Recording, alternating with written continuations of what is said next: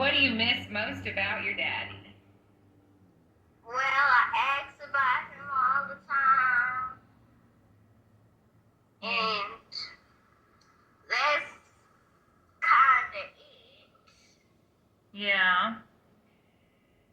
Well, when you ask about him, what are you asking about? Well, I was asking, how did my dad get hurt? Do you wish that he was still here with us? Yeah, but he is. Through his spirit? Yes. Yes.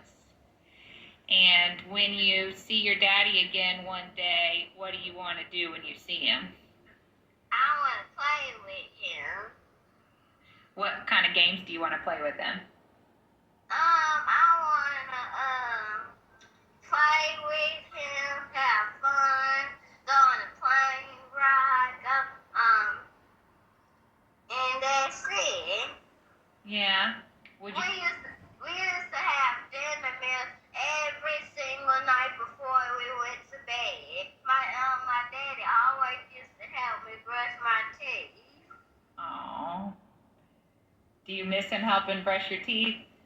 Yes. How do you hope that the world remembers him? Well, they helped him because those mean people did something to him. Yeah. If you could say anything to your daddy right now, what would it be? It would be, I miss you and I love you. All right. Thank you, Gianna. I really appreciate you answering questions today. That was Gianna Floyd. Next, we'll hear from the nephew of George Floyd, Brandon Williams. Mr. Williams.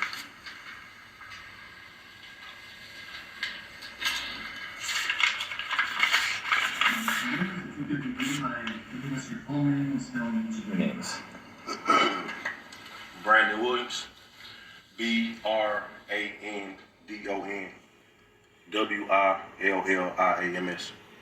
Thank you. You may proceed. On Monday, May 25th, 2020, George Perry Floyd Jr. was murdered by Derek Chauvin in a malicious and insidious display of hate and abuse of power. Chauvin killed George. Not only did he kill George, but he also displayed a total lack of consideration for human life as he did so. You saw it, I saw it, and millions of people across this country and the globe witnessed the act of hate.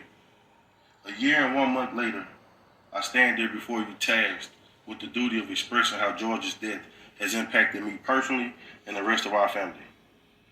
As I racked my brain and thought about what I could say today, I came to this conclusion.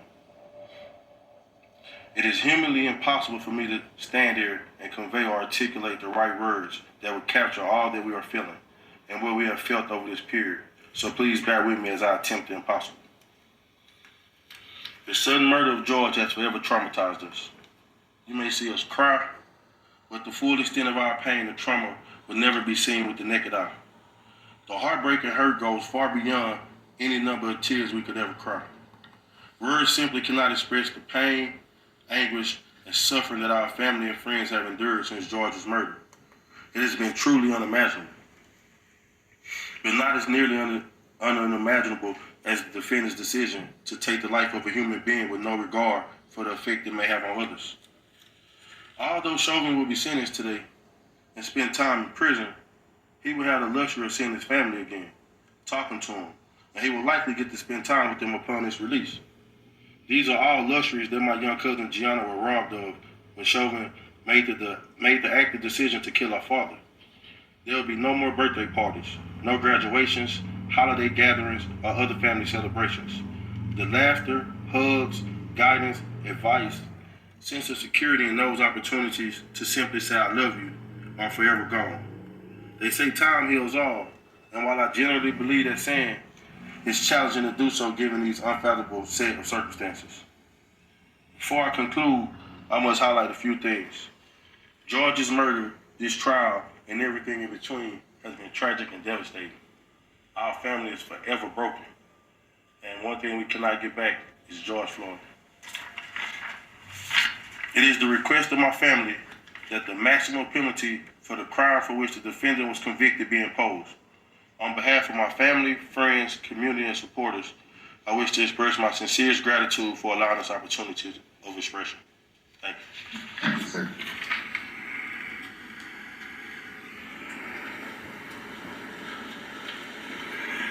Your Honor, first, just for the record, this wonderful lady standing here is a Hennepin County victim advocate. Ms. Boswell is well known to the court. Yes, thank you, Judge. And so, Your Honor, we'll next hear from the brother of George Floyd, Mr. Terrence Floyd.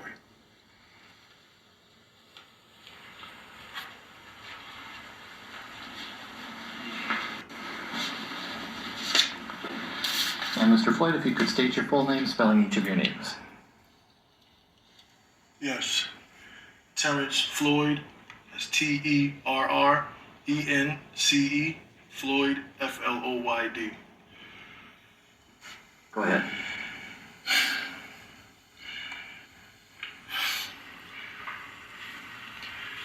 I'm here representing my brother. I'm from New York.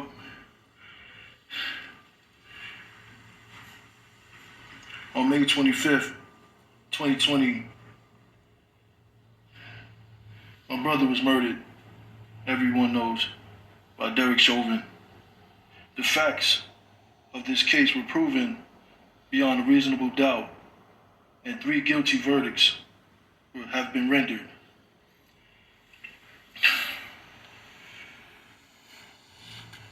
This situation has really affected me and my family.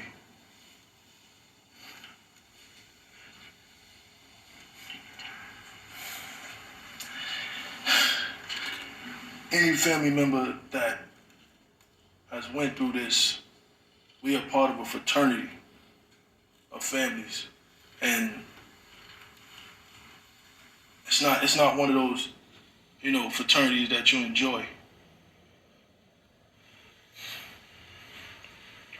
I just, over this last year and months, I actually talked to a few people, and I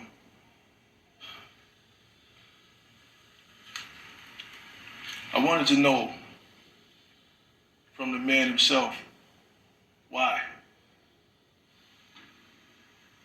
What were you thinking? What was going through your head when you had your knee on my brother's neck? Why, when you knew that he posed no threat anymore, he was handcuffed, why you didn't at least get up? Why you stayed there?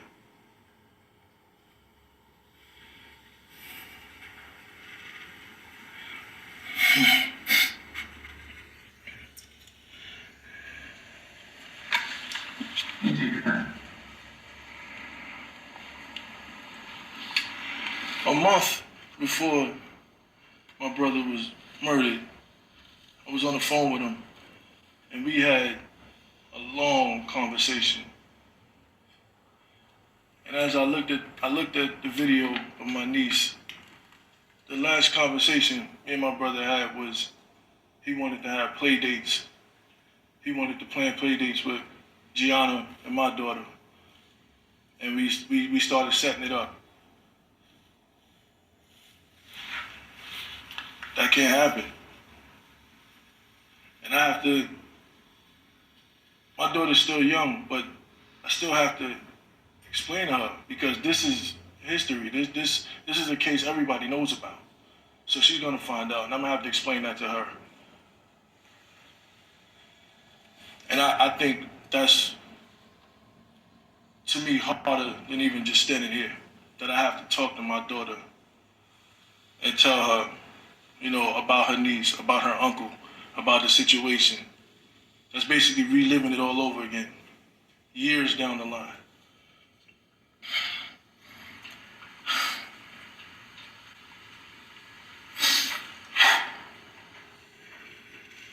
I'm here